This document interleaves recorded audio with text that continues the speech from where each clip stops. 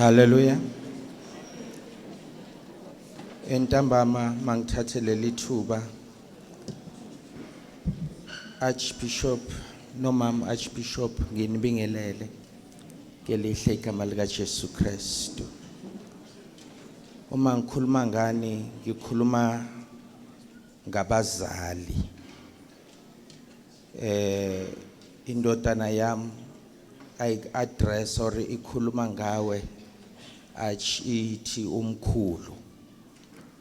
Okushoyo ukuthi kukhona ilegacy ebuildekayo. Hallelujah. Mangibingelele obishop bonke, senior bishop, all the pastors, the fivefold ministry, inkonzo yonke iphelele ngelihle igama lika Jesu Kristu. Amen.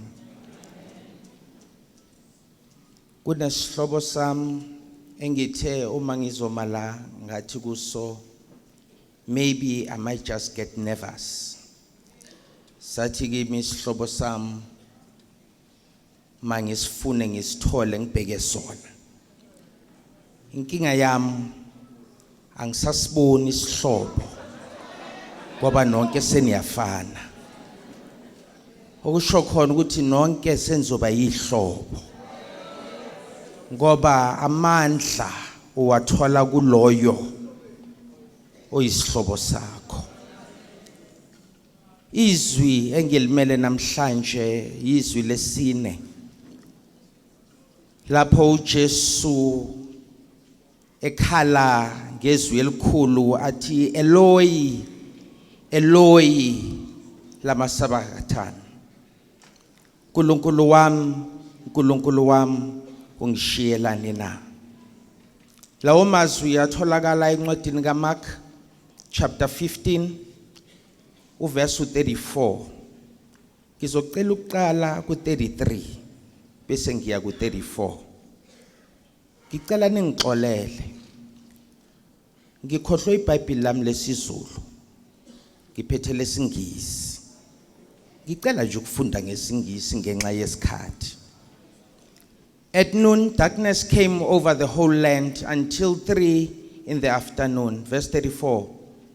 And at 3 in the afternoon, Jesus cried out in a loud voice, Eloi, Eloi, lama sabachthani, which means, my God, why have you forsaken me? Because sibusisa ukufunda kwezulayo manje kusekube phakade. Amen.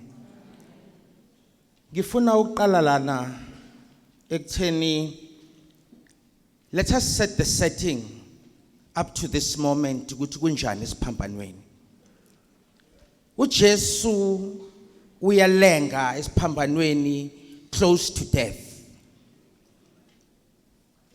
Lithi izwi kumnyama emhlabeni, into engazange kuyenzeke, into which is even impossible ukuthi singayi explain scientifically. Hallelujah. Now kulobo bumnyama ngikhumbula izwi lika Jehova in Genesis lithi the world was formless and dark, but the Spirit of God was hovering over the waters. Ushuthi naloku bumnyama uJehova usekhona, nakulobo bumnyama uJehova usaphila, kulobo bumnyama usaseyinkosi. The darkness does not remove amandla kaJehova. The darkness does not remove ubukhulu bukaJehova. Usase uJehova kulobo bumnyama. Now ngikuthandayo, you see uJehova uyayihlela into zakhe. uJesu uzalwa by the Holy Spirit, kodwa uzalelwa kuJosepha. Now ngiyacabanga ukuthi since wathi angizange ngizoshintsha lutho kodwa ngizogcwalisela, even the concept of Exodus 20 verse 12 bekayilandelela, hlonipha uyihlo nyoko ukuze insuku zakho zande.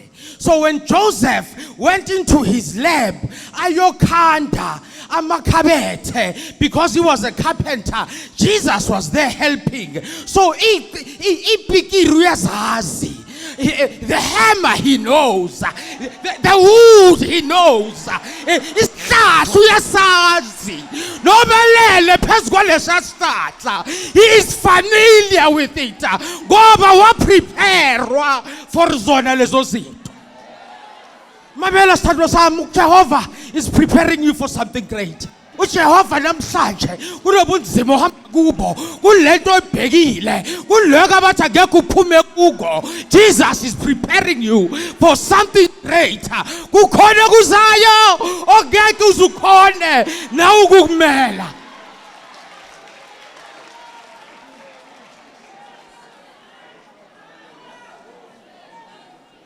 Lithi izwi Eloi Eloi labasabakuthanda. Abantu get a bit confused now. Ngoba wena ngathi he's giving up. Kanti cha mamela. Ukhona umsebenzi ekumele uyenziwe. uJesu, your flesh needs to be sacrificed. Because the lamb that is spotless, that is sinless, the lamb that knows no sin has to be sacrificed. And the blood, ifanele iphume yonke. Lithi izwi, by the time yongcwatshwa, there was no blood left in his body. Ngenxa yokuthi lelo gazi lithenga mina nawe. Siyasindiswa ngegazi elidurayo. Uma ekhala namhlanje athi Eloi Eloi labasabakuthanda, it is because the spirit had to leave. Sihambe siyemangcwabeni siyoshumayeza labo abahamba before yena, ngoba thina sashunyayezwa kodwa bona azange bashunyayezwe. The spirit had to leave so that abo ngelanga lokugcina bakwazi ukuvuswa. Namhlanje akekho nganayo opportunity yokuthi angangena in the presence of the Lord. Ngiyacela namhlanje thatha uJesu umenze inkosi nomsindisi wempilo yakho. Thatha lento ayinabongozi.